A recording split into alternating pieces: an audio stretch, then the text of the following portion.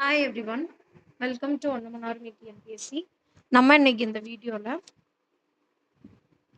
12th economics புக்ல இருக்க lesson 2 தேசிய வருவாய் பார்க்க போறோம். பெரிய பிரச்சனைகளான வேலைவாய்ப்பு இன்மை, பணவீக்கம் மற்றும் வளர்ச்சி ஆகியவற்றை சமாளிப்பதற்காக தயாரிக்கப்பட்ட தவிர்க்க முடியாத தயாரிப்பே தேசிய வருவாய் என்னும் கருத்துரு ஆகும். இது சொன்னவர் யாரு அப்படின்னு பார்த்தோம்னா சாமுவேல் சன். அதாவது பெரிய பிரச்சனையா இருக்கான் எது? வேலைவாய்ப்பு இன்மை.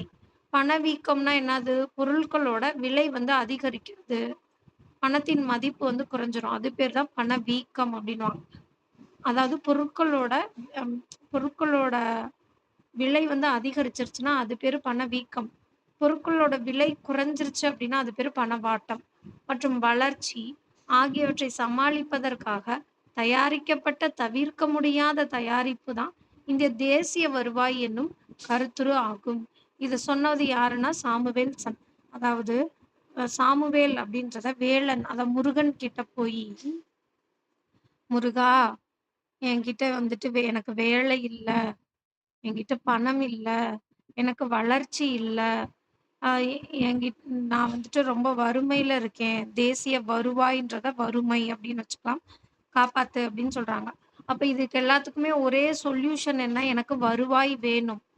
எனக்கு வேலை இல்ல, என்கிட்ட பணம் இல்ல, எனக்கு வளர்ச்சி இல்ல. இதுக்கு எல்லாத்துக்குமே எனக்கு இருக்கிற ஒரே சொல்யூஷன் என்ன? எனக்கு வருவாய் வேணும் அப்படின்னு சொல்லி நம்ம வேலன் கிட்ட போய் வேண்டிக்கிறோம். அப்போ பெரிய பிரச்சனைகளான வேலைவாய்ப்பின்மை, பணவீக்கம் மற்றும் வளர்ச்சி ஆகியவற்றை சமாளிப்பதற்காக தயாரிக்கப்பட்ட தவிர்க்க முடியாத தயாரிப்பே தேசிய வருவாய் எனும் கருத்துரு ஆகும். இதை சொன்னவர் சாமுவேல்சன். தேசிய வருவாயின் பொருள் மற்றும் அதனுடன் தொடர்புடைய கருத்துக்களை பத்தி அறிஞ்சுக்க போறோம். இப்ப தேசிய வருவாய்னா என்ன, அதோட தொடர்புடைய கருத்துக்களை தெரிஞ்சுக்க போறோம். தேசிய வருவாயை கணக்கிடும் முறைகளை அறிஞ்சுக்க போறோம். தேசிய வருவாய்னா என்னது? மொத்த நாட்டு வருமானம் அப்படின்னு சொல்லுவோம் இல்லையா, அதுதான். அந்த நாட்டு வருமானத்தை பத்தி நம்ம கணக்கிட போறோம் அப்படின்னு சொல்றாங்க. அறிமுகத்துல என்ன சொல்றாங்க பாருங்க. ஒரு நாட்டின் பொருளாதார நடவடிக்கைகளை அளவிடும் ஒரு முழுமையான அளவுகோலை தேசிய வருவாய் தருகிறது. ஒரு நாட்டோட பொருளாதார நடவடிக்கை இருக்குல்ல, அதை அளவிடுற ஒரு முழுமையான அளவுகோல் எதுவா? இந்த தேசிய வருமானம் என்கிற நாட்டு வருவாய் தான். ஒரு நாட்டின் வாங்கும் சக்தியை குறிப்பிடும் காரணியாக இருக்கிறதும் இந்த தேசிய வருவாய் தான் அப்படின்னு சொல்றாங்க. ஒரு குறிப்பிட்ட கால இடைவெளியில இந்த தேசிய வருவாய் அதோட வளர்ச்சி, அதோட மாறும் விகிதத்தை பொறுத்துதான் பொருளாதாரத்தின் வளர்ச்சி அளவிடப்படுகிறது. பொருளாதாரத்துல திட்டமிடலுக்கான ஒரு கருவியாக இது திகழ்கிறது. மேலும் இது ஒரு மிக முக்கிய பேரின பொருளியல் மாறியாகவும் இருக்கிறது. எனவே தேசிய வருவாயின் பொருள், பல்வேறு கருத்துக்கள், அளவிடும் முறைகள் மற்றும் பயன்களை தெளிவாக புரிந்து கொள்ளுதல் அவசியமாகும். தேசிய வருவாயை நம்ம படிக்கிறோம், தெரிஞ்சுக்கிறதுனால எதெல்லாம் நம்ம தெரிஞ்சுக்கிறோம் அப்படின்ற மாதிரி சொல்றாங்க. அந்த நாடு வளர்ச்சி அடைஞ்சிருக்கா இல்லையா, அதோட மொத்த நாட்டு மகிழ்ச்சி குறியீடு, சாரி,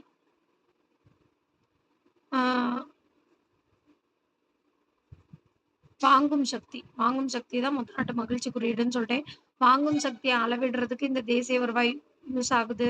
திட்டமிடுதல், பொருளாதார திட்டமிடுதலுக்கு இது ஒரு கருவியா இருக்கு அப்படின்னு சொல்றாங்க.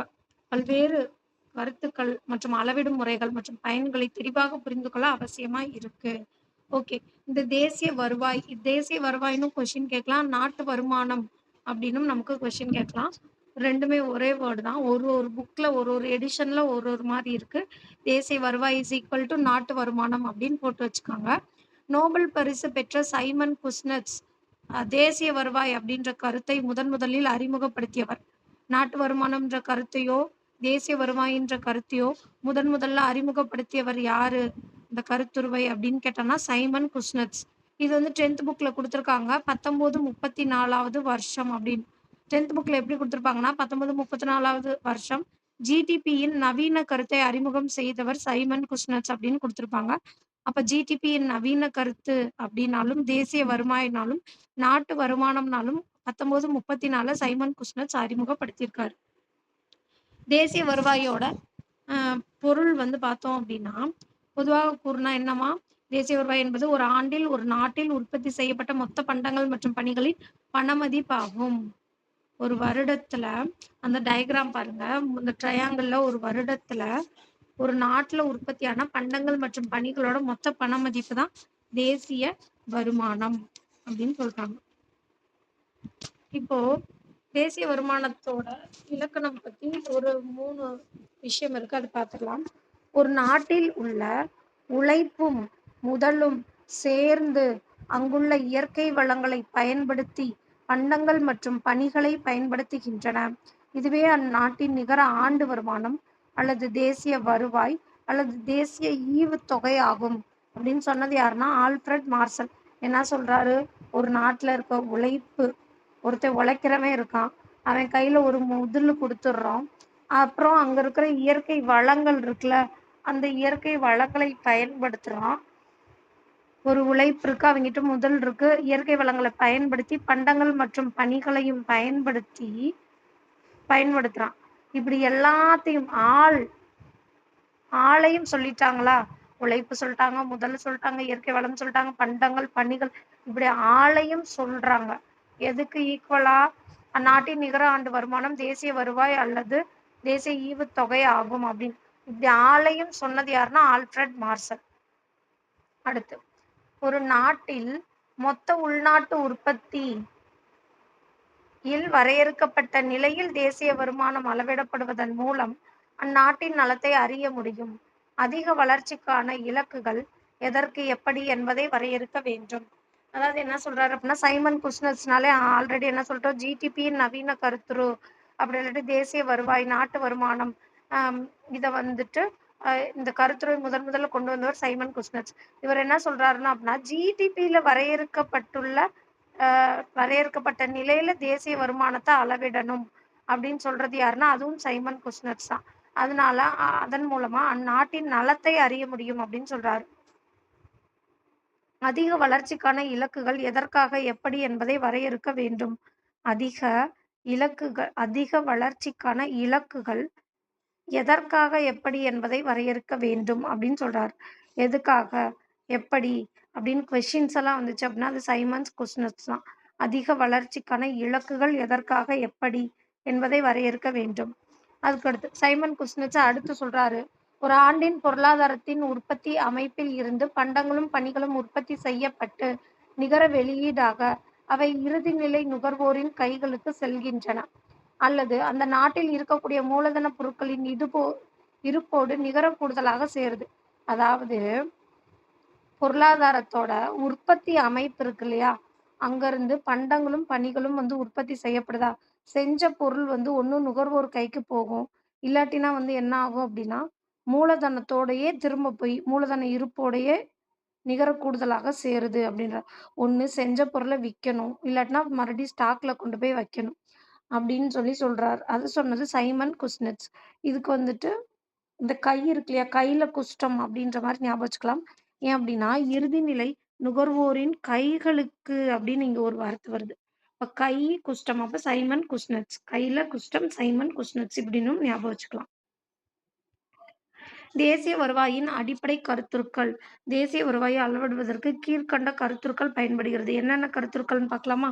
ஜிடிபி, அப்படியே பக்கத்துல என்டிபி அப்படின்னும் எழுதிக்கோங்க. GNB, NNP. காரண செலவில் நிகர தேசிய உற்பத்தி, தனிநபர் வருமானம், செலவழிக்கக்கூடிய வருமானம், தலா வருமானம், உண்மை வருமானம், ஜிடிபி குறைப்பான். இதெல்லாமே இங்க என்னன்னு பார்த்துடலாம். இப்போ ஜிடிபி அப்படின்னா கிராஸ் டொமஸ்டிக் ப்ராடக்ட். ஓகேவா? ஜிடிபினா ஒரு ஆண்டுல ஒரு நாட்டுல உற்பத்தி செய்யப்பட்ட இறுதிநிலை பண்டங்கள் மற்றும் பணிகளோட மொத்த சந்தை மதிப்பு அப்படின்னு சொல்லுவாங்க. GDP is equal to C plus I plus G plus X minus M அப்படின்னு இருக்கும். அதே என்டிபி அப்படின்னா நெட் டொமஸ்டிக் ப்ராடக்ட். இந்த ஜிடிபியிலேருந்து தேய்மானத்தை கழிச்சோம் அப்படின்னா நமக்கு என்டிபி கிடைக்கும். அடுத்து ஜிஎன்பி பாருங்க, அதே தான் அந்த நாட்டோட ஜிடிபி இருக்கு இல்லையா, ஜிடிபியோட எதை ஆட் பண்ணணும் அப்படின்னா நிகர வெளிநாட்டு வருமானத்தை ஆட் பண்ணணும். அப்போ C plus I plus G plus X minus எம்மோட ஒரு ஆர் மைனஸ் பி, அந்த ஆர் மைனஸ் பின்றது தான் நிகர வெளிநாட்டு வருமானம் அப்படின்னு சொல்லுவாங்க. அதாவது நம்ம நாட்டுக்காரவங்க வெளிநாட்ல வேலை செய்றாங்கல்ல, அவங்க நம்ம நாட்டுக்கு அனுப்புற பணம், பிளஸ் நம்ம நாட்டுல இருந்து வேலை செஞ்சு அவங்க நாட்டுக்கு அனுப்புற பணம். Sorry minus. அதுதான் ஜிஎன்பி. என்என்பின்னா என்ன? இந்த ஜிஎன்பில இருந்து தேய்மான கழிவு கழிச்சோம் அப்டின்னா, அது என்என்பி. இப்ப காரண செலவில் நிகர தேசிய உற்பத்தி என்என்பி அட் ஃபேக்டர் காஸ்ட் அப்டின்னா என்ன அப்டின்னு பார்த்தோம்னா, காரண செலவில் என்என்பி அப்டின்னா, சந்தை விலையில் என்என்பியோட மறைமுக வரி அத கழிச்சுட்டு மானியத்த ஆட் பண்ணிக்கணும். இதெல்லாமே ஒரு ஃபார்முலா தான். வேற ஒண்ணுமே கிடையாது. கீழ ஃபுல் அண்ட் ஃபுல் எக்ஸ்ப்ளனேஷன் இருக்கு. இங்க எது எது என்னென்ன அப்டின்ற மாரி படிச்சுட்டா, கீழ நம்ம போய் பெர்ஃபெக்ட்டா படிச்சுக்கலாம். தனிநபர் வருமானம் அப்டின்னா, ஒருத்தருக்கு ஒரு வழியில மட்டும் வருமானம் வராது. பல வழிகள்ல வருமானம் வரலாம். அவருக்கு வந்து ஒரு பென்ஷனோ ஏதோ வந்து கிடைக்கலாம். அந்த மாதிரி பல வருமானம் வந்து வரலாம். இப்ப தனிநபர் வருமானம் இஸ் ஈக்குவல் டூ நம்ம நாட்டோட தேசிய வருமானம் இருக்குல்ல, அதோட மாற்று செலுத்தல்கள் அதாவது பென்ஷனு, செக்கு, டிராஃப்ட் அவருக்கு எந்தெந்த வழியில வருமானம் வருமோ, அது எல்லாத்தையுமே ஆட் பண்ணணும். ஒரு தனிநபர் வருமானத்துன்னா, அ ம் தேசிய வருமானத்தோட இந்த மாற்று செலுத்தல்கள ஆட் பண்ணிட்டு மைனஸ் அவர் பண்ற செலவு இதெல்லாம் கழிக்கணும். சமூக பாதுகாப்பு பங்களிப்பு மற்றும் பகிரப்படாத கார்ப்பரேட் லாபம். இதெல்லாமே அவருக்கு வந்து மைனஸ் நெகட்டிவ்ல போயிரும். இது வந்து டீட்டெயிலா கீழ பார்ப்போம். ஓகே. இப்ப தனிநபர் வருமானம் அப்டின்னா, பெர்சனல் இன்கம் அப்டின்னு சொல்றாங்க. இப்ப செலவழிக்கக்கூடிய வருமானம் அப்டின்னா, இந்த தனிநபர் வருமானத்துல இருந்து அவர் வந்து டாக்ஸ் பே பண்ணதுக்கப்புறம், அவர்கிட்ட மீதி கையில எவ்வளோ அமௌண்ட் இருக்கோ, அது செலவழிக்கக்கூடிய வருமானம் அப்டின்னு சொல்றாங்க. தலா வருமானம் அப்டின்னா என்ன அப்டின்னா, மொத்த நாட்டு வருமானம், தேசிய வருமானத்தோட மொத்த மக்கள் தொகைய வகுத்தா நமக்கு கிடைக்கிறது தலா வருமானம். இது வந்து பெர் கேபிட்டா இன்கம் அப்டின்னு சொல்றாங்க. உண்மை வருமானம் அப்டின்னா என்ன அப்டின்னா, இப்ப நடப்பு ஆண்டோட தேசிய வருவாய, ஆ நடப்பாண்டு விலை குறியீடு, அடிப்படை ஆண்டு விலை குறியீட்டுல இருந்து வகுத்தா நமக்கு கிடைக்கிறது வந்துட்டு, அ உண்மை வருமானம் நமக்கு கிடைக்கும். Real income. இதுல வந்துட்டு புக்ல வந்து நேம்ஸ் எல்லாம் வந்து சேஞ்ச் ஆகும். அதனால வந்துட்டு நம்ம இந்த இங்கிலீஷ்ல குடுத்துருக்காங்கல்ல, அந்த வேர்ட்ஸ வந்து நம்ம படிச்சுக்கணும். உண்மை வருமானம்னு சொல்லுவாங்க, பண வருவாய்ன்னு சொல்லுவாங்க, நிலையான விலையில் நாட்டு வருமானம் இதெல்லாமே வந்துட்டு இந்த உண்மை ரியல் இன்கம் அப்படின்றது இருக்குல்ல, அத மென்ஷன் பண்ற வேர்ட்ஸ் தான். அடுத்து ஜிடிபி குறைப்பான் அப்படின்னா, ஜிடிபி டிஃப்ளேட்டர். ஜிடிபி குறைப்பான்னா என்ன அப்படின்னா, பண விலையில ஜிடிபி மதிப்பையும், உண்மை விலையில ஜிடிபி மதிப்பையும் வகுத்து 100ஆல பெருக்கணும். இது எல்லாமே வந்து ஃபார்முலாஸ் தான். ஸோ நெக்ஸ்ட் வந்து பார்க்கலாம்.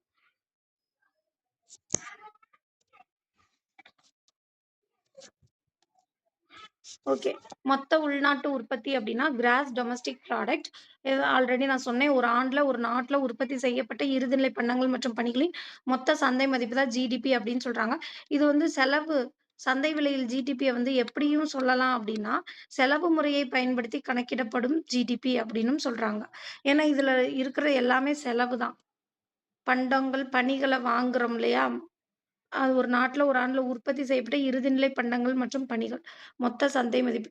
இது வந்துட்டு செலவு முறை ஜிடிபி அப்படின்னு சொல்லுவாங்க. GDP is equal to C plus I plus G plus X minus M. C அப்படின்னா வந்துட்டு கன்சம்ப்ஷன் இல்லாட்டி நுகர்வோர் கன்சியூமர் அப்படின்னு சொல்லுவாங்க.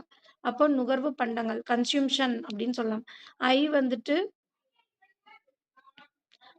இன்வெஸ்ட்மென்ட் அப்படின்னு சொல்லலாம். அப்ப முதலீட்டு பண்டங்கள். ஜி அப்படின்னா வந்துட்டு கவர்ன்மென்ட் அப்படின்னா, அரசு வாங்குதல்கள். இப்ப எக்ஸ் மைனஸ் எம் அப்படின்றது வந்துட்டு ஏற்றுமதி, நிகர ஏற்றுமதி. அதாவது ஏற்றுமதி மைனஸ் இறக்குமதி அப்படின்னு சொல்லணும். இது வந்து நேர்மறையாவும் இருக்கலாம், எதிர்மறையாவும் இருக்கலாம். அதாவது இங்க C plus I plus G பக்கத்துல ஒரு பிளஸ் போட்டிருக்கோம்ல, அது எப்படி அ எதிர்மறையா மாறும் அப்டின்னா, நம்ம ஏற்றுமதி கம்மியா செஞ்சு, இறக்குமதி அதிகமா பண்ணியிருக்கோம் அப்டின்னா, இது எதிர்மறையா மாறும். எப்பயுமே ஏற்றுமதி அதிகமாகவும், இறக்குமதி கம்மியாகவும் இருக்கணும். ஓகே. அடுத்து நிகர உள்நாட்டு உற்பத்தி அப்டின்னா, நெட் டொமஸ்டிக் ப்ராடக்ட் அதேதான். இந்த ஜிடிபியோட தேய்மானத்த கழிக்கணும். நிகர உள்நாட்டு உற்பத்தி என்பது ஒரு ஆண்டில் ஒரு நாட்டில் ஏற்படும் தேய்மானத்தை கழித்த பிறகு கிடைக்கும் நிகர உற்பத்தி ஆகும். ஒரு நாட்ல உள்ள சில முதலீட்டு கருவிகள் உற்பத்தி செய்யும்போது தேய்மானம் அடையலாம். அதாவது இப்ப வந்து நான் ஒரு கம்பெனி ஸ்டார்ட் பண்றேன். ஸ்டார்ட் பண்ணி மிஷின்ஸ் எல்லாம் வாங்கி போட்டுருக்கேன். அதுல வந்து எனக்கு கிடைக்கிற லாபம் எல்லாத்தையுமே நான் கால்குலேட் பண்ணும்போது, அந்த மிஷினரீஸ்ல ஏற்பட்ட டேமேஜஸ்க்கு நான் செலவு பண்ண செலவெல்லாம் கழிக்கணும். அதான் சொல்றாங்க. அல்லது பழுதாகி போகலாம் அல்லது பயனற்று போகலாம். அப்போ தேய்மானத்தின் மதிப்பை ஜிடிபியிலிருந்து கழித்து விட்டால் கிடைப்பது என்டிபி அப்படின்னு சொல்றாங்க. இப்ப நிகர உள்நாட்டு உற்பத்தி is equal to GDP minus தேய்மானம். அடுத்து மொத்த தேசிய உற்பத்தி அப்படின்றது கிராஸ் நேஷனல் ப்ராடக்ட். மொத்த தேசிய உற்பத்தி என்பது ஒரு நாட்டில் ஒரு ஆண்டில் உற்பத்தி செய்யப்பட்ட முடிவடைந்த பொருட்கள் மற்றும் பணிகளின் அங்காடி மதிப்பின் மொத்த கணக்கிடுதல் ஆகும். இந்த அதாவது ஜிடிபியோட நிகர வெளிநாட்டு வருமானத்த நம்ம சேர்க்கணும். நிகர வெளிநாட்டு வருமானம் அப்படின்றது நமக்கு என்ன அப்படின்னு பார்த்தோம்னா, இங்கேருந்து வேலை பார்த்து ஃபாரினுக்கு அனுப்புன அமௌண்ட்ல இருந்து, ஃபாரின்லேருந்து வேலை பார்த்து நம்ம நாட்டுக்கு அனுப்புறாங்க இல்லையா? அமௌண்ட்டு அத வந்துட்டு மைனஸ் பண்ணி ஆட் பண்ணணும். அதுதான். அது மொத்தம் 5 ஃபேக்டர்ஸ் இருக்கு. இங்கிட்டு குடுத்துருக்காங்க பாருங்க ஃபார்முலா. இந்த இடத்துல இத கவனிங்க. C plus I plus G plus X minus M plus R minus P. அதான் இப்ப சின்னா வந்துட்டு என்னன்னா, கன்சியூம்ஷன் இங்க குடுத்துருக்காங்க பாரு. ஒரு ஆண்டில் உற்பத்தி செய்யப்பட்ட முடிவடைந்த பண்டங்கள் மற்றும் பணிகளின் மதிப்பு. இவை மக்களின் நுகர்வு தேவையை பூர்த்தி செய்வதற்காக உற்பத்தி செய்யப்பட்டன. இதனை நுகர்வு என்கிறோம். கன்சம்ப்ஷன் அப்படின்றோம். அடுத்து ஐனா என்ன? இன்வெஸ்ட்மென்ட். இப்போ மொத்தம் உள்நாட்டு மூலதனம் தான் இன்வெஸ்ட் பண்றாங்க. மூலதன பொருட்களின் தனியார் முதலீடுகளில் இதில் மூலதன திரட்சி, வீடு கட்டுதல், உற்பத்திக்காக வைப்பில் உள்ள முடிந்த மற்றும் முடியாத பொருட்கள் ஆகியவை அடங்கும். இதனை முதலீடு அதாவது இன்வெஸ்ட்மென்ட் என குறிக்கிறோம். அடுத்து ஜி அப்படின்றது வந்துட்டு கவர்ன்மென்ட். அரசால் வாங்கப்பட்ட அல்லது உற்பத்தி செய்யப்பட்ட பண்டங்கள் மற்றும் பணிகள் ஜி என குறிப்பிடப்படுகிறது. அடுத்து எக்ஸ் மைனஸ் எம் பாருங்க. உள்நாட்டிலிருந்து வெளிநாட்டுக்கு செய்யப்பட்ட ஏற்றுமதியிலிருந்து, வெளிநாட்டிலிருந்து வருவிக்கப்பட்ட இறக்குமதிய கழித்தால் நிகர ஏற்றுமதி கிடைக்கும். இது நேர்மறையாவோ, எதிர்மறையாவோ இருக்கலாம். அடுத்து நிகர வருமானம். இதுதான் ஜிஎன்பில எக்ஸ்ட்ரா ஆட் பண்றது நிகர வருமானம். இப்ப நிகர வருமானம் என்பது வெளிநாட்டுல இருந்து பெற்ற காரணிகளின் வருவாய்க்கும், வெளிநாட்டுல வேலை பார்த்து நம்ம நாட்டுக்கு அனுப்புறாங்கல்ல, கூலி, வட்டி, லாபம். அதே மாரி நம் நாட்டுல குடியிருக்கிறவங்க வெளிநாட்டுக்கு கொடுக்கப்பட்ட காரணிகளின் வருவாய்க்கும் இடையே உள்ள வேறுபாடு ஆகும். சந்தை விலையில் ஜிஎன்பி என்பது C plus I plus G plus X minus M plus R minus P. இப்ப சந்தை விலையில் ஜிஎன்பி இஸ் ஈக்குவல் டூ சந்தை விலையில ஜிடிபியோட வெளிநாட்டுல இருந்து கிடைக்கும் நிகர வருமானத்த ஆட் பண்ணா நமக்கு கிடைக்கும். இத நான் அங்கேயே சொல்லியிருந்தேன். அப்போ அ நிகர தேசிய உற்பத்தி அப்டின்னா NNP. NNP at market price net national product. நிகர தேசிய உற்பத்தி என்பது ஒரு ஆண்டில் பொருளாதாரத்தில் நிகர உற்பத்தியின் மதிப்பு ஆகும்.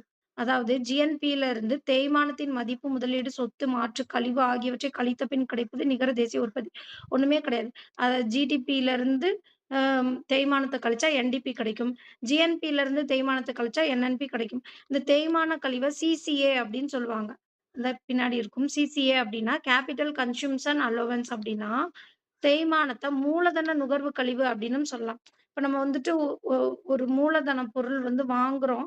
அந்த மூலதனத்த கழிக்கிறோம்ல, அப்ப தேய்மானத்த மூலதன நுகர்வு கழிவு அப்படின்னு சொல்றோம். மூலதன பொருள நுகர்வு பண்றதுனால, அ ஏற்படுற அமௌண்ட் இருக்குல்ல, அத தேய்மான கழிவு அப்படின்னு சொல்லலாம். அப்போ கேப்பிட்டல் கன்சம்ப்ஷன் அலோவன்ஸ் அப்படின்னும் சொல்லலாம். அப்போ இப்ப நம்ம மேல 4 பார்த்துருக்கோம். என்னன்னது? GDP, NDP, GNP, NNP. இந்த 4 பார்த்துருக்கோம் இல்லையா? ஜிடிபி, ஆ என்டிபி சொல்ட்டேன். அடுத்து ஜிஎன்பி, அடுத்து என்என்பி. இந்த 4ல இருக்கிறதுல எது பெருசு அப்படின்னு பார்த்தோம்னா, ஜிஎன்பி தான். ஏன் ஜிஎன்பி அப்படின்னா, ஜிடிபியோட வெளிநாட்டிலிருந்து கிடைச்ச நிகர வருமானத்த ஆட் பண்ணியிருக்கோம். அதனால இருக்கிறதுலே பிக்கர் எது அப்படின்னு கேட்டா ஜிஎன்பி. ஜிஎன்பின்னா என்னது? தேசிய வருவாய். மொத்த நாட்டு உற்பத்தி அப்படின்னு சொல்லலாம். Cross national product. இதுதான் இருக்கிறதுலே பிக்கர். அடுத்து காரண செலவில் நிகர தேசிய உற்பத்தி அப்படின்னு பார்க்கலாம். NNP at factor cost. காரண செலவில் நிகர தேசிய உற்பத்தி என்என்பி அட் ஃபேக்டர் காஸ்ட். இப்ப நெட் நேஷனல் ப்ராடக்ட் என்பது உற்பத்தியின் சந்தை மதிப்பு ஆகும். ஆமா. உற்பத்தி செஞ்சதுல சந்தையோட மதிப்பு தான். காரண செலவில் என்என்பி என்பது உற்பத்தி காரணிகளுக்கு வழங்கப்பட்ட மொத்த வருமான செலுத்தல்கள் ஆகும். அதாவது என்என்பி அப்படின்னா அதோட சந்தை மதிப்ப மட்டும் சொல்லுது. காரண செலவில் என்என்பி அப்படின்னா அந்த உற்பத்திக்கு என்னென்னலாம் செலவு பண்ணியிருக்கோம், அது எல்லாத்தையுமே சொல்லும். மொத்த வருமான செலுத்தல் என்னென்ன அப்படின்றது. காரண செலவில் நிகர தேசிய வருவாய் பெறுவதற்கு சந்தை விலையில என்என்பியின் பணமதிப்பிலிருந்து மறைமுக வரியை கழிக்க வேண்டும். மேலும் மானியங்களை கூட்ட வேண்டும். இப்ப நான் ஒரு பிசினஸ் ஸ்டார்ட் பண்றேன். அதுக்கு நான் என்னென்னலாம் செலவு பண்ணியிருக்கேன் அப்படின்றதா காரண செலவு அப்படின்னு சொல்றாங்க. இந்த காரண செலவில் என்என்பிய வந்து எப்படி பண்ணணும் அப்படின்னா, சந்தை விலையில் என்என்பி. சந்தை விலை நான் எப்படி வப்பேன்? என்னோட லாபமா இருக்கட்டும், ஆ நான் பண்ண செலவா இருக்கட்டும், எல்லாத்தையுமே சேர்த்து வந்து நான் சந்தை விலை ஃபிக்ஸ் பண்ணியிருப்பேன். இப்ப சந்தை விலையில் என்என்பி தான் இருக்கிறதுலே பிக் நம்பர். அந்த சந்தை விலையின் என்என்பில இருந்து மறைமுக வரிய நான் மைனஸ் பண்றேன். ஏன்? நேர்முக வரின்னா என்ன? மறைமுக வரின்னா என்ன? நேர்முக வரின்னா அரசுக்கு நாமளே டைரக்ட்டா செலுத்துற வரி நேர்முக வரி அப்படின்னு வரும். மறைமுக வரி அப்படின்றது வந்துட்டு, அ என்னோட வரிய வந்துட்டு நான் ஸ்ப்ளிட் பண்ணி, அம் நான் விக்கிறேன் இல்லையா? சந்தையில விக்கும்போது, அந்த நுகர்வோர் தலையில வந்து நான் அந்த வரிய வந்து கட்டலாம். இப்போ வந்துட்டு ஜிஎஸ்டி போடுறோம் இல்லையா? பிளஸ் டாக்ஸு இவ்வளோ அமௌண்ட். ஒரு ஒரு பென்சில் வாங்குறோம். ரூ. 2 பென்சிலு, 50 காசு ஜிஎஸ்டி, மொத்தம் ரூ. 2000 அப்படின்றத, அந்த 50 காசு ஜிஎஸ்டிய வந்து நான் வந்து என்னோட நுகர்வோர் தலையில கட்ட முடியும். அப்படி இருக்கிறது மறைமுக வரி. அப்ப அது என்னோட செலவுல வராது. ஏன்னா, நான் அந்த மறைமுக வரிய எப்படியும் நுகர்வோர்கிட்ட இருந்து நான் வாங்கிருவேன். அப்ப அந்த மறைமுக வரிய நான் சப்ட்ராக்ட் பண்ணிக்கலாம். பிளஸ் மானியம். மானியம் நான் வந்துட்டு கவர்ன்மெண்ட் கிட்ட இருந்து வாங்குன மானியம் இருக்குல்ல, அது வந்து என்னோட செலவு கணக்குல வராது. ஏன்னா, அது வந்து எனக்கு வந்து ஒரு ஆஃபர். அப்ப நான் அத வந்து ஆட் பண்ணிக்கலாம். இப்ப சந்தை விலையில என்என்பில இருந்து நான் வந்து வரிய சப்ட்ராக்ட் பண்ணிறணும். பிளஸ் கவர்ன்மெண்ட் எனக்கு குடுத்த மானியத்த ஆட் பண்ணிக்கணும். அதுதான் காரண செலவில் என்என்பி அப்படின்னு சொல்றாங்க. குழப்பிக்க கூடாது. காரண செலவில் என்என்பி இஸ் ஈக்குவல் டூ சந்தை விலையில என்என்பில இருந்து நான் மறைமுக வரிய சப்ட்ராக்ட் பண்ணிட்டு, கவர்ன்மெண்ட் எனக்கு குடுத்த மானியத்த ஆட் பண்ணிக்கிறேன். ஏன்னா, அந்த மானியத்தையும் சேர்த்து தான் நான் செலவு பண்ணியிருக்கேன். அப்போ காரண செலவில் என்என்பி இஸ் ஈக்குவல் டூ சந்தை விலையில் என்என்பி மைனஸ் மறைமுக வரி பிளஸ் மானியம். அடுத்து தனிநபர் வருமானம் அப்டின்னா, பெர்சனல் இன்கம். தனிநபருக்கு பல வழிகள்ல இருந்து வருமானம் வரும். தனிநபர் வருமானம் என்பது ஒரு ஆண்டில் ஒரு நாட்டில் வசிக்கும் ஒவ்வொரு தனிநபருக்கும் பல வழிகளில் இருந்து கிடைக்கப்பெறும் மொத்த வருமானம் ஆகும். அவை வட்டியா இருக்கலாம், வாரமா இருக்கலாம், கூலியா இருக்கலாம். ஆ வாரம்னா என்னன்னா, வந்து ரென்டலுக்கு இருப்பாங்கள்ல. நான் ஒரு வீடு வாடகைக்கு விட்டுருப்பேன். எனக்கு அதுலேருந்து ரென்ட் வரலாம். நான் ஒரு அமௌண்ட் ஒருத்தருக்கு குடுத்துருப்பேன். அவங்கள்ட்ட இருந்து வட்டி வரலாம். நான் வேலை செஞ்சதுக்கு எனக்கு கூலி கிடைக்கலாம். அவை அனைத்தையும் ஒவ்வொரு தனிநபருக்கும் கூட்டினால் அது தனிநபர் வருமானம் ஆகும். தனிநபர் வருமானம் வந்து தேசிய வருமானத்துக்கு சமமா இருக்காது அப்டின்றாங்க. ஏனெனில் மாற்றுச் செலுத்தல்கள், டிரான்ஸ்ஃபர் பேமெண்ட் இருக்கும். அது நபர் வருமானத்தோட சேர்க்கணும். அரசிடமிருந்து கிடைக்கக்கூடிய ஓய்வூதியம் இது எல்லாத்தையுமே தனிநபர் வருமானத்துல சேர்க்கணும். இதெல்லாம் தேசிய வருமானத்துல சேர்க்க மாட்டாங்க. அப்ப தனிநபர் வருமானமும், தேசிய வருமானமும் வேற வேற அப்டின்னு சொல்றாங்க.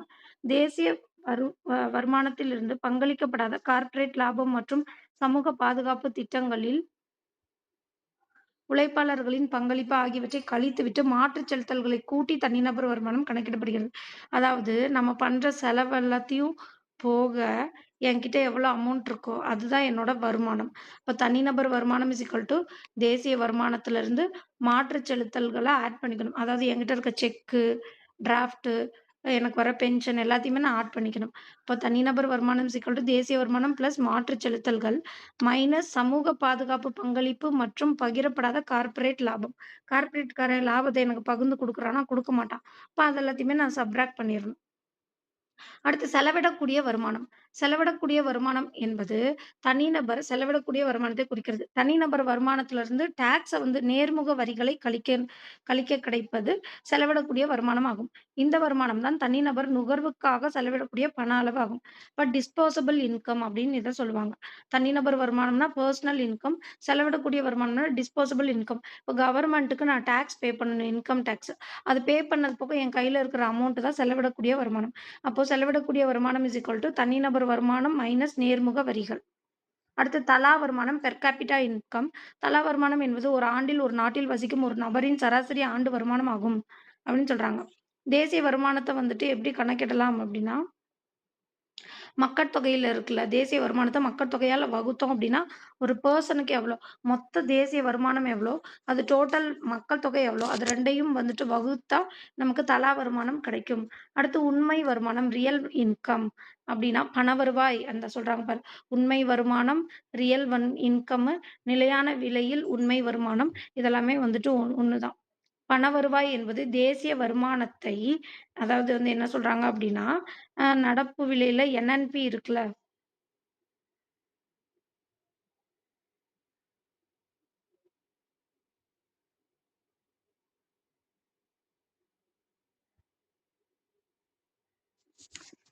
1 செகண்டு.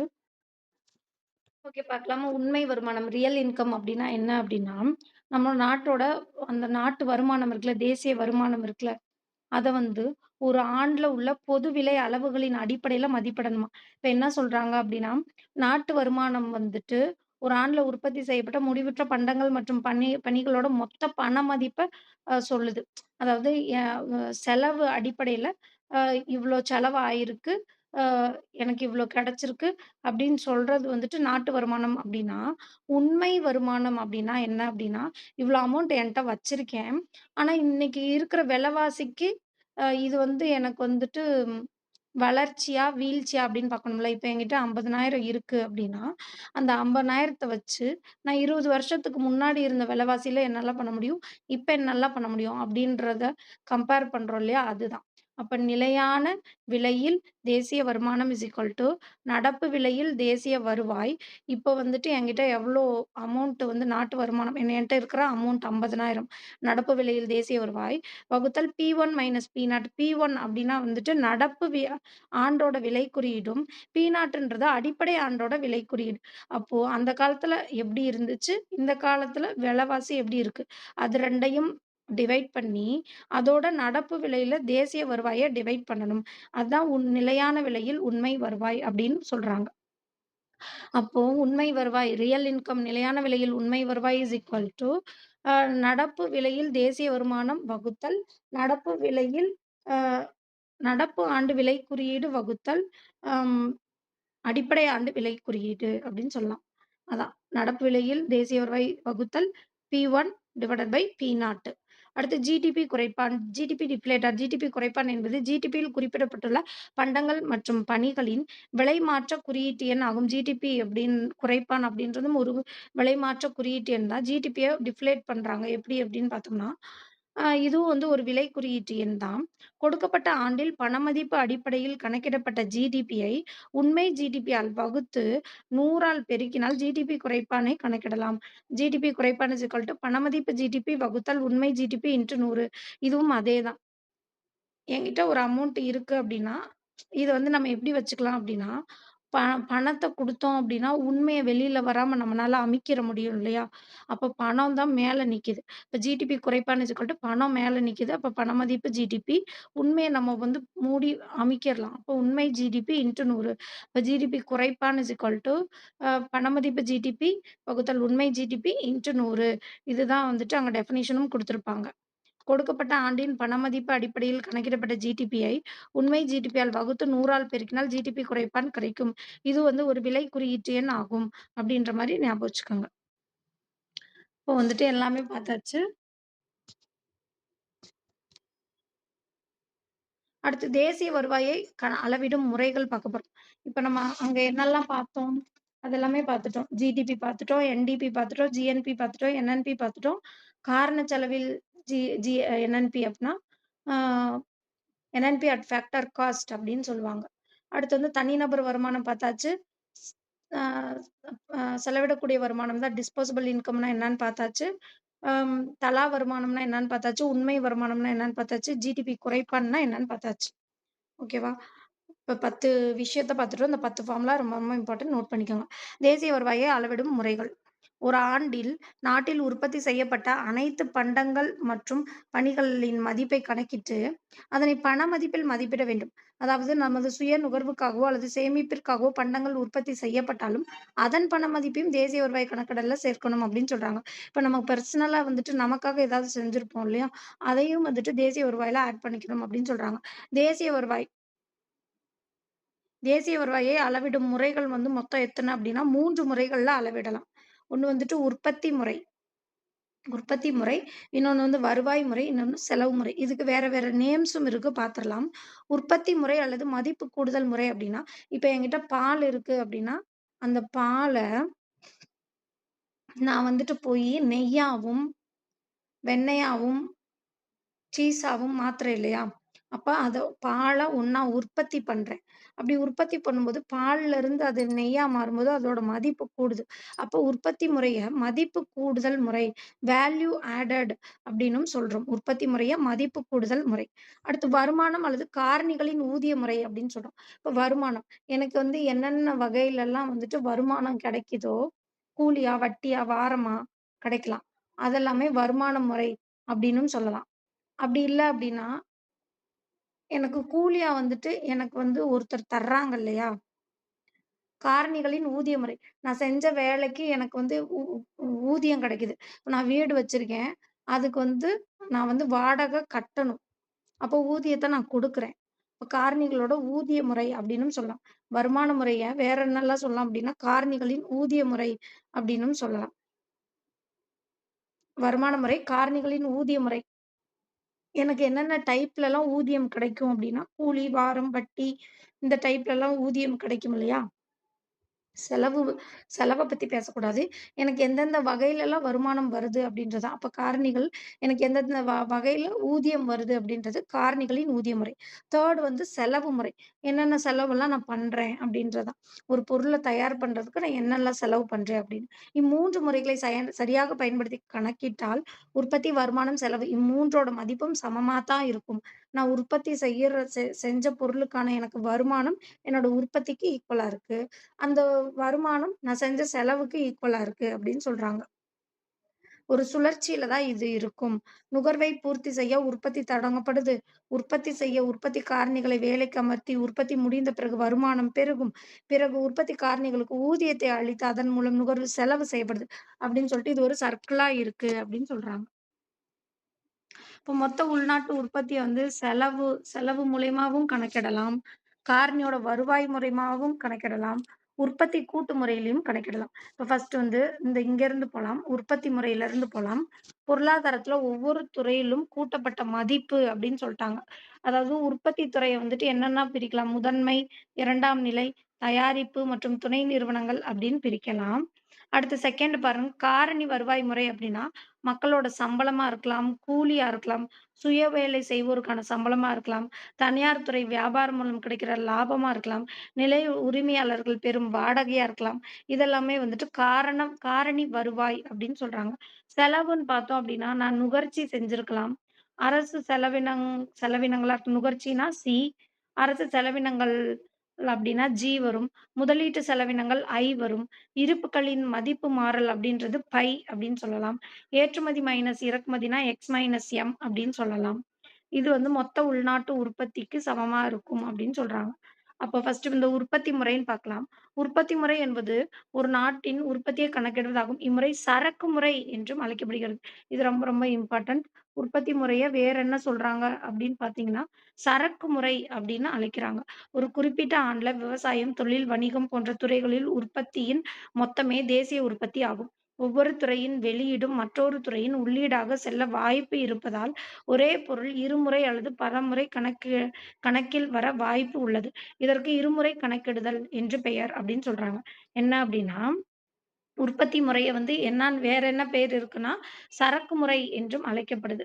இப்போ ஒரு துறையில உற்பத்தி செஞ்ச பொருளோட வெளியீடு மற்றொரு துறைக்கு உள்ளீடா இருக்கலாம். இப்போ வந்துட்டு அ பஞ்சு எடுக்குறோம். இலவம் பஞ்சுலருந்து நூல் தயாரிக்கிறாங்க. அது ஒரு துறையோட அ வெளியீடு. அந்த நூல வந்து ஆடை தயாரிக்கிறதுக்கு உள்ளீடா போகும். அப்போ ஒரு துறையோட வெளியீடு மற்றொரு துறையோட உள்ளீடா போகும்போது 2 முறை கணக்கிட வாய்ப்பு இருக்கு. அதை இருமுறை கணக்கிடல் அப்படின்னு சொல்றாங்க. இதனை தவிர்க்க என்ன பண்றாங்க அப்படின்னா, இறுதிப் பொருட்களின் மதிப்பையோ அல்லது ஒவ்வொரு துறையிலும் ஏற்பட்ட மதிப்பு கூட்டலையோ கணக்கில் எடுத்துக்கொள்ள வேண்டும். இப்ப எக்ஸாம்பிள்க்கு என்ன சொல்றாங்க அப்படின்னா, ஒரு பஞ்சு கம்பெனிலருந்து வந்த ம் பஞ்சு கம்பெனிக்காரன் வந்துட்டு அவனோட நூல் இருக்குல்ல, அவனோட நூல் அந்த இறுதி பண்டத்தோட மதிப்ப மட்டும் எடுத்துக்கணும். சரி ஓகே. இல்ல ஒரு துணி கடைக்காரன் இருக்கான் அப்படின்னா, அந்த நூலுக்கு தனியா, அதுக்கு தனியா, இதுக்கு தனியான்னு அவன் பில் போடாம, அவன்ட்ட இருக்க ட்ரெஸ்ஸோட அமௌண்ட்ட அவன் கால்குலேட் பண்ணணும். அப்போ என்ன பண்றாங்க அப்படின்னா, ஒவ்வொரு துறையிலும் ஏற்பட்ட மதிப்பு கூட்டல், மதிப்ப கூட்டிட்டான். அந்த நூலோட மதிப்ப கூட்டி ட்ரெஸ் ஆக்கிட்டான். அந்த மதிப்பு கூட்டலை தான் கணக்குல எடுத்துக்கணும். இல்லாட்டி இறுதி பொருளோட மதிப்பு தான் கணக்குல எடுத்துக்கணும் அப்படின்னு சொல்றாங்க. இதுல இந்தியால பண்ணை உற்பத்தியில மொத்த மதிப்பு கீழ்க்கண்டவாறு கணக்கிடுறாங்க. எப்படின்னா, மொத்த விவசாய பொருட்களையும் 64ஆ ஸ்ப்ளிட் பண்ணிட்டாங்க. இப்போ ஒவ்வொரு பொருளுக்கும் வந்துட்டு ரேட் ஃபிக்ஸ் பண்ண மாட்டாங்க. இதுல இந்த மாரி தேசிய வருவாய கணக்கிடுறதுக்கு 64 வகையான விவசாய பொருட்களா வந்துட்டு மொத்த உற்பத்தியும் மதிப்பிடுறாங்க அப்படின்னு சொல்றாங்க. ஒவ்வொரு பயிரும் அதோட 1 ஹெக்டேருக்கு எவ்வளோ உற்பத்தி செய்யுது அப்படின்னு கணக்கிட்டு, அதோட மொத்த நிலப்பரப்ப பெருக்கி பயிரோட உற்பத்திய கணக்கிடுறாங்க அப்படின்னு சொல்றாங்க. ஒவ்வொரு பொருளோட மொத்த உற்பத்தியும் சந்தை விலையிலேயே மதிப்பீடு செஞ்சுர்றாங்க அப்படின்னு சொல்றாங்க. இந்த 64 வகை பயிர்களின் மொத்த உற்பத்தி மதிப்பை எடுத்துக்கொண்டு விவசாயத் துறையின் மொத்த உற்பத்தியின் மதிப்பையும் கணக்கிட்டுருவாங்க அப்படின்னு சொல்றாங்க. விவசாய உற்பத்தியின் நிகர மதிப்பு கணக்கிடுவதற்கு மொத்த விவசாய உற்பத்தி மதிப்பிலிருந்து விதை, உரம், அங்காடி கட்டணம், சரி செய்தல் மற்றும் தேய்மானம் போன்ற செலவுகள் கழிக்கப்படுகின்றன. விவசாய உற்பத்தியின் நிகர மதிப்பு கணக்கிடுவதற்கு, இப்போ வந்து நான் வந்து ஒரு விவசாயி. என்னோட விவசாயத்துலருந்து எனக்கு எவ்வளோ அமௌண்ட் கிடைச்சிருக்கு அப்டின்னா, நான் செஞ்ச செலவெல்லாம் கழிச்சது போக மீதி எவ்வளோ கையில நிக்குதோ, அத தான் வந்து கணக்கிடணும். அப்போ விவசாய உற்பத்தியின் நிகர மதிப்பு நிகர அப்டின்னு வந்துட்டாலே சப்ட்ராக்ட் அப்டின்னு அர்த்தம். நிகர மதிப்பு கணக்கிடுவதற்கு மொத்த விவசாய உற்பத்தி மதிப்புலருந்து விதை, உரம், அங்காடி கட்டணம், சரி செய்தல் மற்றும் தேய்மானம் போன்ற செலவுகள் எல்லாத்தையுமே கழிக்கணும். இதேபோல மற்ற துறைகளுக்கும் மொத்த உற்பத்தி மதிப்பீடு செய்யப்பட்டு, அவற்றின் சந்தை விலையால் பெருக்கி, அதாவது மொத்த உற்பத்தி எவ்வளோன்னு கால்குலேட் பண்ணிக்கிறோம். அதோட சந்தையில இன்னைக்கு அதற்கு ரேட் என்ன அப்படின்னு சொல்லி பெருக்கிக்கிறோம். அதுக்கப்புறமா பெறப்பட்ட மொத்த மதிப்புல இருந்து என்ன பண்ணுவாங்க அப்டின்னா, மொத்த மதிப்புல இருந்து இடுபொருட்களின் செலவு, தேய்மானம் ஆகியவற்ற கழிச்சு, நிகர மதிப்பு கணக்கிடப்படுது அப்டின்னு சொல்றாங்க. இப்படிதான் எல்லா துறைகள்லயும் செய்வாங்க அப்டின்னு சொல்றாங்க. இப்போ முன்னெச்சரிக்கைகள் குடுத்துருக்காங்க. ரீட் விட்டா போதும். அதனால நான் கடகடன்னு ரீட் பண்றேன். காதுல வாங்கிக்கோங்க. பின்தங்கிய மற்றும் வளர்ந்து வரும் நாடுகளில் உற்பத்தி கையாளப்படுகிறது. இதில் பிழைகள் அதிகம் வர வாய்ப்புண்டு. இந்தியாவில் இம்முறை விவசாயம், சுரங்கம், தயாரிப்பு மற்றும் கைவினைப் பொருட்கள் துறைகளில் பயன்படுத்தப்படுகிறது.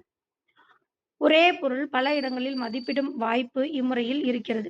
இறுதி உற்பத்திக்கு எந்த ஒரு பொருள் மூலப்பொருளாகவோ அல்லது இடைநிலைப் பொருளாகவோ இருந்தால், அப்பொருளின் உற்பத்தியை கணக்கில் எடுத்துக்கொள்ளக் கூடாது. உதாரணத்திற்கு ஜவுளியின் விலைக்கு துணியின் விலையும், துணியின் விலைக்கு நூலின் விலையும், நூலின் விலைக்கு பஞ்சின் விலையும் உள்ளது. எனவே பஞ்சு, நூல், துணி, ஆடைகள் ஆகியவற்றின் மொத்த மதிப்பினை கூட்டுவது, பலமுறை கணக்கில் சேர்த்தல் என்ற பிழைக்கு வழிவகுக்கும். சொந்த நுகர்வுக்கு பயன்படுத்தப்பட்ட பொருட்களின் மதிப்பையும் தேசிய வருவாய் கணக்கில் சேர்த்துக் கொள்ள வேண்டும்.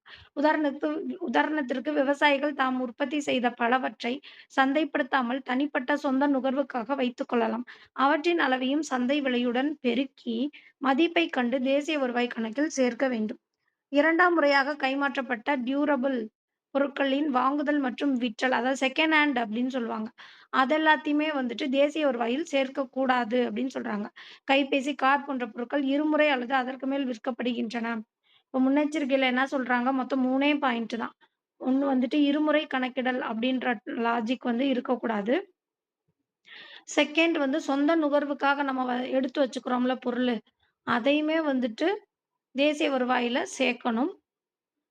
செகண்ட் ஹேண்டா வாங்குன பொருட்கள தேசிய வருவாயில சேர்க்கக்கூடாது.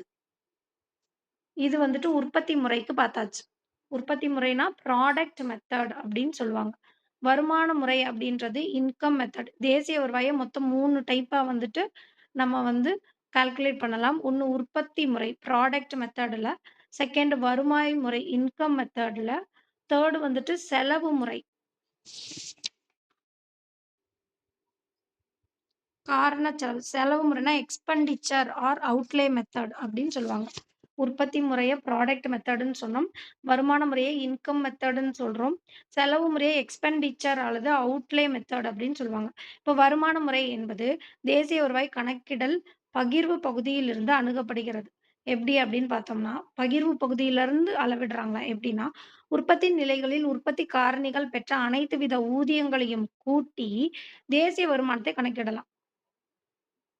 வருமான முறைனா, எனக்கு பல வழியில வருமானம் வரும் அப்படின்னு நான் சொல்ட்டேன். வருமான முறை காரணிகள் சம்பாதிக்கும் முறை என்றும் அழைக்கப்படுகிறது. வருமான முறை என்னான்னு சொல்லலாம்? காரணிகளோட வருவாய் முறை, காரணிகள் சம்பாதிக்கிற முறை. என்னென்ன டைப்லலாம் நான் சம்பாதிக்கிறேன், அதுதான் வந்துட்டு வருமான முறை அப்படின்னு சொல்லலாம். வருமான முறைய காரணிகளோட சம்பாதிக்கும் முறை என்றும் அழைக்கலாம். இப்ப வந்து கணக்கிடுற நிலைகள் வந்து பாருங்க.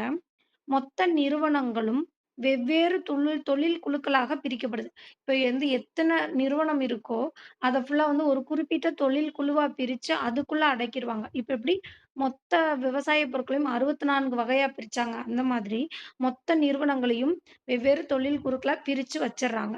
காரணிகளின் வருவாய 3 வகையான இனங்களாக பிரிக்கப்பட்டிருக்காம். இந்த வருவாய் முறை இருக்குல்ல, வருவாய் முறையும் 3 டைப்பா பிரிச்சிருக்காங்களாம். காரணிகளோட வருவாயும். 1 உழைப்பாளரோட வருமானம்.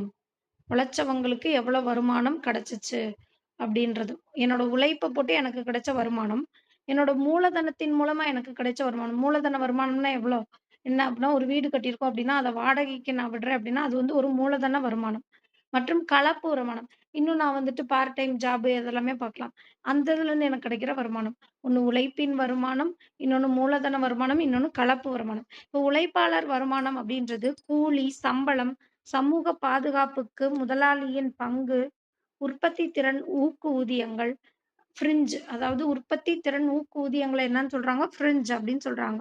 கூலி மற்றும் சம்பளம், சமூக பாதுகாப்பு க்கு முதலாளியின் பங்கு. கூலியாவோ, சம்பளமாவோ எனக்கு கிடைக்கிறதா இருக்கட்டும், இல்லாட்டி பெரிய முதலாளிகளா இருக்காங்க. அவங்க சமூக பாதுகாப்புக்காக குடுக்குற இன்வெஸ்ட்மென்ட்ஸா இருக்கட்டும், உற்பத்தி திறன் ஊதியங்களா இருக்கட்டும், இதெல்லாமே வரும். அடுத்து செகண்ட் ஒண்ணு, மூலதன வருமானம் அப்டின்னா, எனக்கு லாபமா வரலாம், வட்டியா வரலாம், லாப ஈவா வரலாம்.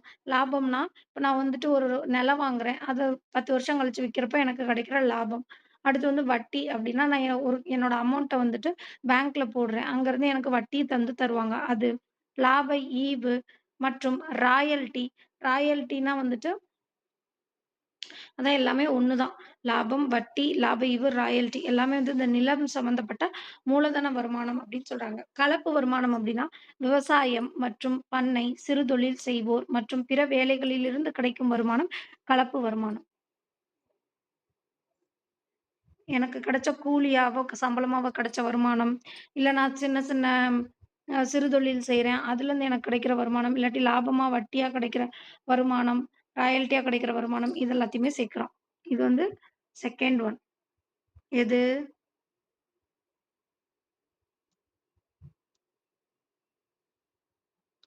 உழைப்பாளர்களோட வருமானம். எந்தெந்த டைப்ல கிடைச்சுச்சு அப்படின்னு பார்த்தோம். அடுத்து உள்நாட்டு காரணி வருவாய்களுடன் இந்த காரணிகள் சம்பாதிக்கிறாங்க இல்லையா? உள்நாட்டு காரணி வருவாய்களுடன் ஏற்றுமதி மற்றும் இறக்குமதியின் நிகர வருவாயை கூட்டுவதன் மூலம் தேசிய வருவாய் கணக்கிடப்படுகிறது. காரணி வருவாயிலிருந்து தேசிய வருவாயை எப்படி கண்டுபிடிக்கிறாங்க அப்படின்னா, Y is equal to W plus R plus I plus pi plus R minus P. W அப்படின்னா வேஜஸ் கூலி அப்படின்னு சொல்லலாம். Rனா ரெண்ட் வாடகை. ஐனா இன்ட்ரெஸ்ட் வட்டி. பை அப்படின்னா லாபம். லாபம். அடுத்து ஆர் மைனஸ் பி அப்படின்னா ஏற்றுமதி மைனஸ் இறக்குமதி. கூலி, வாரம் தான் வாடகை. வாரம்னாலும் வாடகைனாலும் ஒண்ணுதான். கூலி, வாரம், வட்டி, லாபம், அதுக்கப்புறமா ஏற்றுமதி மைனஸ் இறக்குமதி. இதெல்லாமே சேர்ந்தது தான் காரணச் செலவுல காரண வருவாய்களுடன் ஏற்றுமதி, இறக்குமதி, நிகர வருவாயை கூட்டுவதன் மூலம் எனக்கு தேசிய வருவாய் கிடைக்கும். அப்போ உள்நாட்டு காரணி வருவாய்களோட ஏற்றுமதி, இறக்குமதி, நிகர வருவாயை கூட்டுவதன் மூலம் எனக்கு தேசிய வருவாய் கிடைக்கும் அப்படின்னு சொல்றாங்க. அடுத்து மொத்த தேசிய வருவாய் கணக்கிடுவதில் பிற துறைகளான சிறு நிறுவனங்கள், வங்கி, காப்பீடு, வாணிகம் மற்றும் போக்குவரத்து, வீட்டு வேலை செய்பவர்கள், பொது நிறுவனங்கள், வீட்டு சொத்து வருமானம் மற்றும் அயல்நாட்டு வாணிப பரிமாற்றம் போன்றவைகளின் வருமானம் மதிப்பிடப்படுகிறது. செலுத்து நிலை கணக்கு அப்படின்னு இங்க ஒண்ணு குடுத்துருக்காங்க. பேலன்ஸ் ஆஃப் பேமெண்ட் அப்படின்னா என்ன? செலுத்து நிலை கணக்கு, பேலன்ஸ் ஆஃப் பேமெண்ட் அப்படின்னா என்ன அப்படின்னு கேட்கலாம். வெளிநாடுகளிலிருந்து வந்த அல்லது வெளிநாட்டுக்கு சென்ற தொகை தொடர்பான புள்ளி விவரம் இருக்குல்ல, அது பேரு செலுத்து நிலை கணக்கு. Balance of payment. இந்த ஆர் மைனஸ் பி இருக்குல்ல, இதுதான் சொல்றாங்க. ஆர் மைனஸ் பி இங்க ஏற்றுமதி, இறக்குமதியா சொல்லியிருக்காங்க. இப்ப இங்க இருந்து ஃபாரின்க்கு போற மணி, பிளஸ் ஃபாரின்ல இருந்து இங்க வந்திருக்க மணி. அதான் செலுத்து நிலை கணக்கு. Balance of payment. வெளிநாடுகளிலிருந்து வந்த அல்லது வெளிநாட்டுக்கு சென்ற தொகை தொடர்பான புள்ளி விவரங்கள், செலுத்துநிலை கணக்கு வெளிநாட்டிலேருந்து எவ்வளோ அமௌண்ட் வந்திருக்கு அப்படின்னு பார்த்தாலும், அது பேரு பேலன்ஸ் ஆஃப் பேமெண்ட்ன்னு சொல்றாங்க. வெளிநாட்டுக்கு எவ்வளோ அமௌண்ட் போயிருக்கு அப்படின்னு நீ செக் பண்றதும் பேலன்ஸ் ஆஃப் பேமெண்ட் அப்படின்னு சொல்றாங்க. இந்த முன்னெச்சரிக்கைன்றது சேம் அதே திரும்ப குடுத்திருப்பாங்க. ஒரே பொருள் 2 பலமுறை கணக்கிடப்படுது. அது மாரி சொந்த நுகர்வுக்கு வச்சிருக்க பொருளையும் கால்குலேட் பண்ணணும். 2ஆம் முறை கைமாத்துற பொருள வந்துட்டு கணக்குல எடுத்துக்க கூடாது. நாட்டு வருமானத்துல. அதான் குடுத்திருப்பாங்க. அடுத்து செலவு முறை. எக்ஸ்பெண்டிச்சர் அல்லது அவுட்லே மெத்தட். இம்முறையில் ஒரு ஆண்டில் சமுதாயத்தில் உள்ளவர்களால் மேற்கொள்ளப்படும் மொத்த செலவுகள். இப்போ நான் ஒரு பொருள தயார் பண்ணி விக்கிறேன் அப்டின்னா, அந்த பொருள நான் தயார் பண்றதுக்கு நான் என்னல்லாம் செலவு பண்ணியிருப்பேன்? அது என்னோட செலவு. நான் பண்ண பொருள ஒருத்தர் வாங்குறாங்க. அப்ப வாங்குனவங்களுக்கு அது செலவு. அப்படி அந்த செலவு முறையில கால்குலேட் பண்றாங்க. ஒரு ஆண்டில் சமுதாயத்தில் உள்ளவர்களால் மேற்கொள்ளப்படும் மொத்த செலவுகள் அனைத்தையும் கூட்டி தேசிய வருவாய் கணக்கிடப்படுகிறது. தனிநபர் சுய நுகர்வு செலவுகள், நிகர உள்நாட்டு முதலீடு முதலீடும் அவனுக்கு ஒரு செலவு தான். அரசின் கொள்முதல் செலவு, முதலீட்டு பொருள் வாங்கும் செலவு மற்றும் நிகர ஏற்றுமதி போன்ற அனைத்து செலவுகளையும் கூட்டி செலவு முறையில் தேசிய வருவாய் கணக்கிடப்படுகிறது. மொத்த செலவும் கீழ்க்கண்ட முறையில் சமன்பாட்டின் மூலம் கணக்கிடப்படுகிறது. GNP C plus I plus D plus X minus M. இதுதான் ஃப்ரண்ட்ல ஜிடிபி நம்ம படிச்சிருப்போம். செலவு முறையில் அ மொத்த உள்நாட்டு உற்பத்தி அப்படின்னு படிச்சிருப்போம். இங்க வந்து செலவு முறையில் மொத்த நாட்டு வருமானத்துக்கும் இதே ஃபார்முலா சொல்லியிருக்காங்க. ஸோ இது ஜிடிபி, ஜிஎன்பி எனக்கு தெர்ல. இந்த இடத்துல கன்ஃப்யூஸு. ஆனா வந்து எக்ஸாம்ல கேட்டா, இதுவும் கரெக்ட்ன்ற மாரி தான் இருக்கும். செலவு முறையில் ஜிஎன்பி, செலவு முறையில் தேசிய வருவாய் அப்படின்னு கேட்டா, இந்த formula correct. C plus I plus D plus X minus M. தனியார் நுகர்வு செலவு, ஐனா தனியார் முதலீட்டு செலவு, ஜீனா அரசு கொள்முதல் செலவு, எக்ஸ் மைனஸ் எம்னா நிகர ஏற்றுமதி அப்படின்னு சொல்லிட்டு. இப்ப வருவாய் முறையில என்ன படிச்சோம்? Y is equal to W plus R plus I plus phi plus R minus P. இது செலவு முறையில வந்துட்டு C plus I plus D plus X minus M. முன்னெச்சரிக்கையில அதே தான் குடுத்திருப்பாங்க. ஏக்கு ஏற்கனவே வாங்கிய பொருள திரும்ப வாங்குறது, பங்கு மற்றும் பத்திரங்கள் வாங்குதல், பழைய பங்கு பத்திரங்களை 2ஆம் நிலை அங்காடியில் வாங்கும்போது, அதான் அந்த செகண்ட் ஹேண்டா வாங்கும்போது, மாற்று செலுத்தும் நிலை அரசாங்கம் செய்யும் மாற்று செலுத்தல்களான முதியோர் ஓய்வூதியம் போன்றவற்றிற்கு செய்யும் செலவுகளை சேர்க்கக்கூடாது. எதுல? நாட்டு வருமானத்துல சேர்க்கக்கூடாது. அப்ப இந்த மாற்று செலுத்தல்களை எதுல சேர்த்திருக்கணும்? நம்ம தனிநபர் வருமானத்துல சேர்த்திருப்போம். இடைநிலை பொருட்களுக்கு செய்யும் செலவுகள், இந்த இடைநிலை பொருட்களுக்கு செய்ற செலவு எதையுமே சேர்க்கக்கூடாது அப்படின்னு சொல்றாங்க. முடிவடைந்த பொருட்களின் செலவுகளை மட்டுமே சேர்க்க வேண்டும். காரண செலவு ஃபேக்டர் காஸ்ட். பொருட்கள் மற்றும் பணிகளை உற்பத்தி செய்யும் துறைகளில் பல வகையான உள்ளீடுகள் பயன்படுத்தப்படுகின்றன.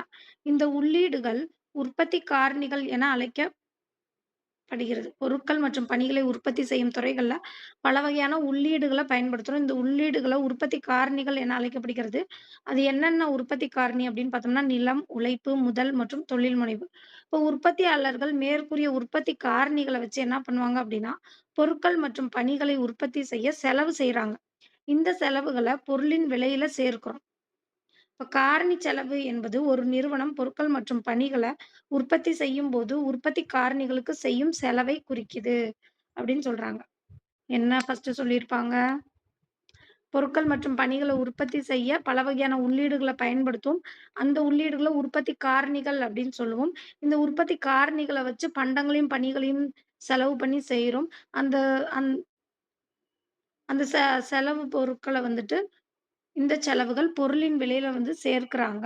அந்த காரணி செலவு என்பது ஒரு நிறுவனம் பொருட்கள் மற்றும் பணிகளை உற்பத்தி செய்யும்போது, உற்பத்தி காரணிகளுக்கு செய்யும் செலவு வந்துட்டு காரணி செலவு அப்படின்னு சொல்றாங்க.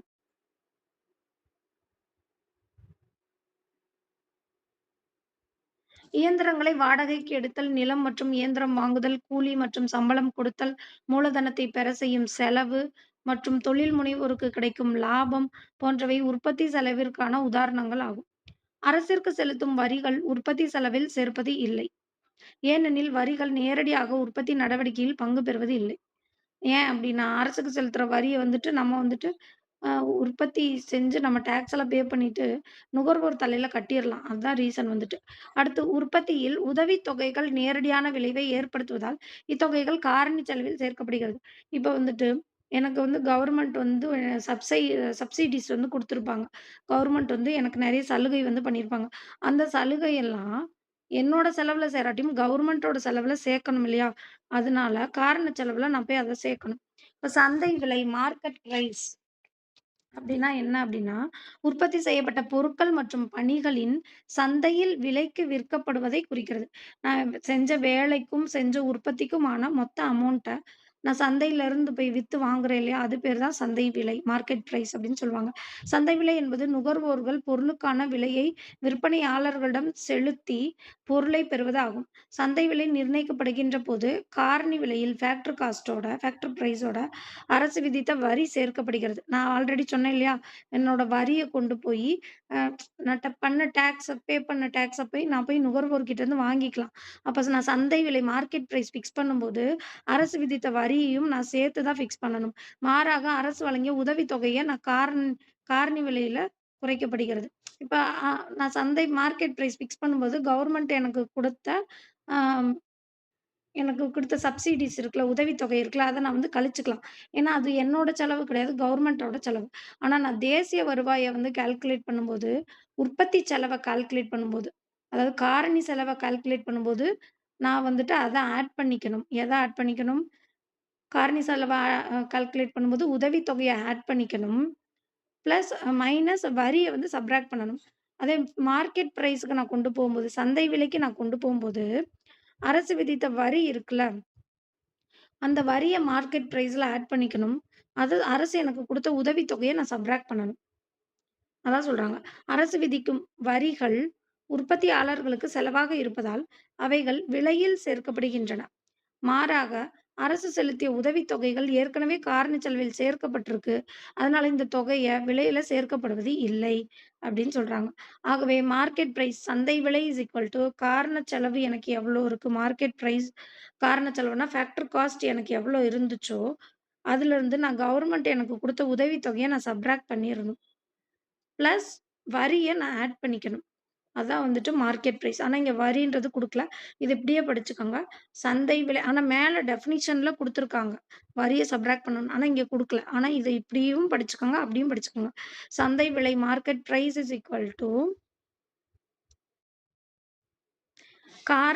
காரணி செலவு ஃபேக்டர் காஸ்ட்லருந்து உதவித்தொகைய சப்ட்ராக்ட் பண்ணணும்.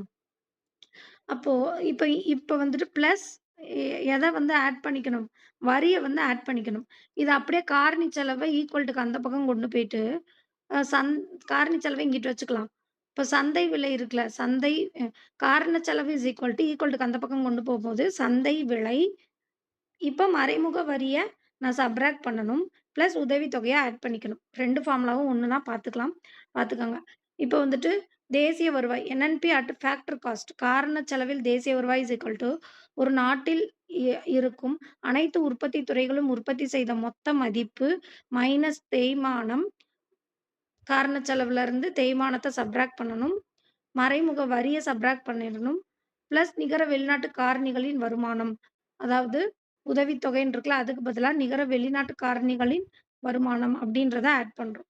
இப்போ இத அப்படியே நம்ம ரிவர்ஸ்ல வந்து படிக்கலாம். இப்ப இருப்பில் மாற்றம் அப்படின்னு இருக்குல்ல, அது வந்து என்ன அப்படின்னு பார்க்குறோம். இப்ப வந்துட்டு நான் வந்து ஒரு பைப் கடை வச்சிருக்கேன். என்கிட்ட 50 பைப் இருக்குன்னு வச்சுக்கோங்க.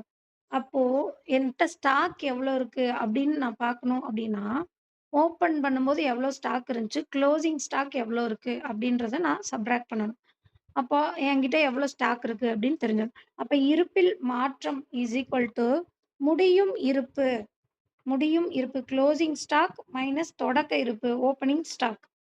இருப்பில் மாற்றம் முடியும் இருப்பு மைனஸ் தொடக்க இருப்பு. Closing stock minus opening stock. அடுத்து உற்பத்தியின் மதிப்பு அப்படின்னு பார்த்தோம்னா, ஒரு உற்பத்தி பண்ண பொருளோட மதிப்பு வந்து எப்படி கால்குலேட் பண்ணலாம் அப்படின்னா, இருப்பு என்கிட்ட எவ்வளோ இருக்கு? அதாவது ஸ்டாக் எவ்வளோ இருக்கு? அந்த ஸ்டாக்க நான் எவ்வளோக்கு விற்பனை செய்ய போறேன்? அது 2யும் ஆட் பண்ணணும். உற்பத்தியின் மதிப்பு விற்பனை பிளஸ் இருப்பில் மாற்றம். உற்பத்தியின் மதிப்பு வந்துட்டு எப்படி சொல்லலாம் அப்படின்னா, இருப்பில் மாற்றம் கூட்டல் விற்பனை. விற்பனை. அது உற்பத்தியின் மதிப்பு அப்படின்னு சொல்றாங்க. அடுத்து மொத்த மதிப்பு கூட்டல் அப்படின்றது எப்படி கால்குலேட் பண்றோம் அப்படின்னா, உற்பத்தியின் மதிப்பு மைனஸ் இடைநிலை நுகர்வு. உற்பத்தியின் மதிப்பு எவ்வளோ? மைனஸ் இடைநிலை நுகர்வு அப்படின்னு சொல்றாங்க. அடுத்து நிகர மறைமுக வரிகள் இஸ் ஈக்குவல் டு மறைமுக வரி மைனஸ் உதவித்தொகை. நிகர அப்படின்னு வந்துட்டாலே சப்ட்ராக்ஷன் வந்துரணும். இப்ப நிகர மறைமுக வரி அப்படின்னா, மறைமுக வரியிலிருந்து கவர்மெண்ட் குடுத்த எனக்கு உதவித்தொகைய நான் சப்ட்ராக்ட் பண்ணணும். மொத்த மதிப்பு கூட்டல்னா என்னது? உற்பத்தி எவ்வளோ மதிப்புக்கு செஞ்சிருக்கேன், மைனஸ் உற்பத்தி செஞ்ச அம் ம அம் அ மொத்த மதிப்பு கூட்டல்னா, உற்பத்தியின் அளவு. உற்பத்தியின் மதிப்பு தான். இடைநிலை நுகர்வெல்லாம் நான் சப்ட்ராக்ட் பண்ணிட்டு, மொத்தமா உற்பத்தி செய்ய எனக்கு இவ்ளோ அமௌண்ட் தேவைப்பட்டுச்சு, அப்படின்றத போடுறது தான் மொத்த மதிப்பு கூட்டல் அப்படின்றாங்க. ஏன்னா இடைநிலை பண்டங்களோட அமௌண்ட்ட வந்து சப்ட்ராக்ட் பண்ணிறணும். அத வந்து மொத்த மதிப்பு கூட்டல்ல ஆட் பண்ணக்கூடாதுன்னு இப்ப தான் நம்ம படிச்சோம். இப்ப மொத்த மதிப்பு கூட்டல் இஸ் ஈக்குவல் டூ உற்பத்தியின் மதிப்பு தான். டோட்டலா இது உற்பத்தி செய்ய எனக்கு இவ்ளோ அமௌண்ட் ஆச்சுன்றது மட்டும் சொன்னா போதும். இடைநிலை நுகர்வு எல்லாத்தையுமே சப்ட்ராக்ட் பண்ணிறணும். அதெல்லாம் பத்தி இங்க பேசக்கூடாது. அப்ப உற்பத்தியின் மதிப்பு அப்டின்னா என்னன்னா, என்கிட்ட இருக்கிற ஸ்டாக்கு பிளஸ் நான் அத எவ்வளோக்கு வித்திருக்கேன். அதான் உற்பத்தியின் மதிப்பு. விற்பனை பிளஸ் இருப்பில் மாற்றம். இப்ப இருப்பில் மாற்றம்னா என்னது? முடியும் இருப்பு மைனஸ் தொடக்க இருப்பு.